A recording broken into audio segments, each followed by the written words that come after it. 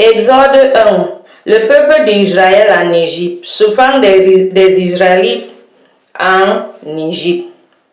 Le verset 1. Voici les noms des fils d'Israël venus en Égypte avec Jacob et la famille de chacun d'eux. Si vous vous rappelez, dans Genèse 46, Jacob est descendu en Égypte avec toute la famille de ses 11 fils qui étaient avec lui au Canaan, le pays de sa naissance. Mais Joseph était déjà en Égypte avec ses 2 enfants qu'il avait eus avec Asséna, sa femme, Manassé et Éphraïm.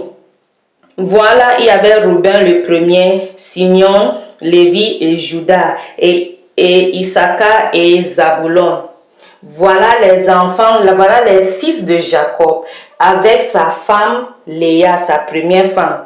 Il y avait Benjamin, le frère de Joseph et le frère cadet de Joseph, qui étaient les enfants de Rachel, la deuxième femme de Jacob. Il y avait Dan et Nephtali, qui étaient les enfants de la servante de Rachel, Bilha.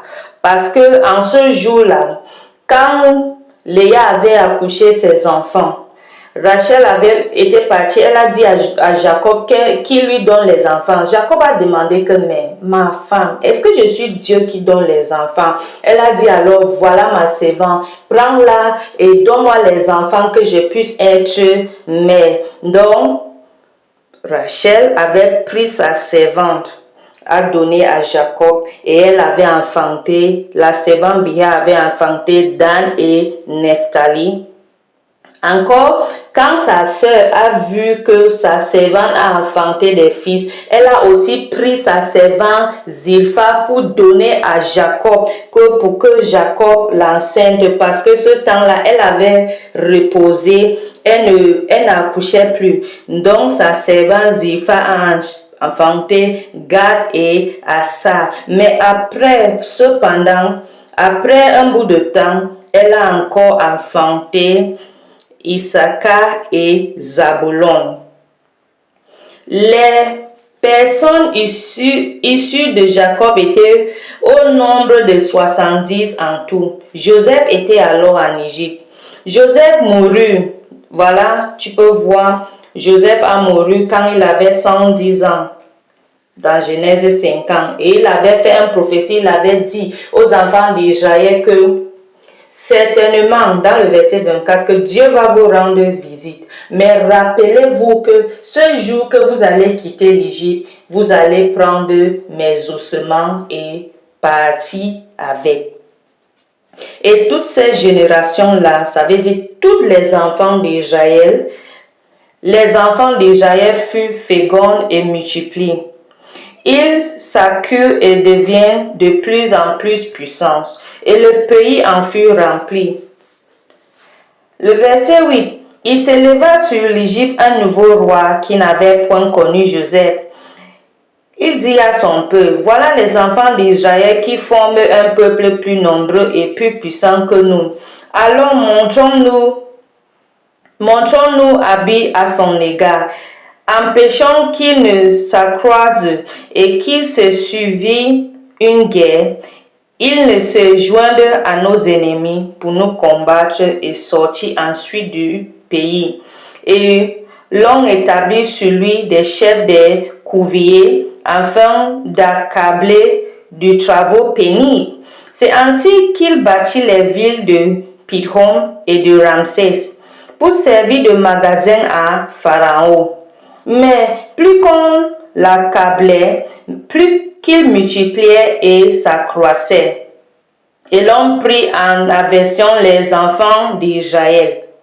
Le verset 13. Alors les Égyptiens réduisent les enfants d'Israël à une dure servitude et leur rendirent la vie amère pour de rudes travaux en argile et en briques et par tous les ouvrillages des champs. Et c'était avec cruauté qu'il leur imposait toutes ces charges. Le roi d'Égypte parla aussi aux sages-femmes des Hébreux nommées l'une Shifra et l'autre Poua. Il leur dit, Quand vous accoucherez les femmes d'Hébreu et que vous le verrez sur les sièges, si c'est un garçon, faites-le mourir. Si c'est une fille, laissez-la vivre. Le verset 17, mais les sages-femmes craignaient Dieu et ne firent point ce que leur avait dit le roi de l'Égypte. Vous voyez, les gens qui travaillaient dans les corps médicaux, vous voyez ce que les femmes s'y avaient fait.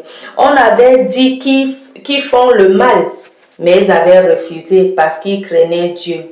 Un pratique qui est contre la loi et contre la loi de l'humanité ne vient pas de Dieu et il ne faut jamais prendre ce genre de conseils.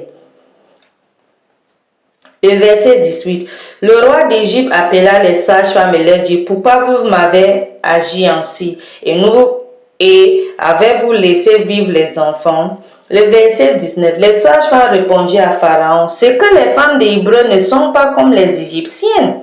Elles sont vigoureuses et elles accouchent avant l'arrivée de la sage-femme. Le verset 20. Dieu fit du bien aux sages-femmes et le peuple multiplia et devint très nombreux parce que les sages-femmes avaient eu la crainte de Dieu. Alléluia. Dieu fit prospérer leur maison.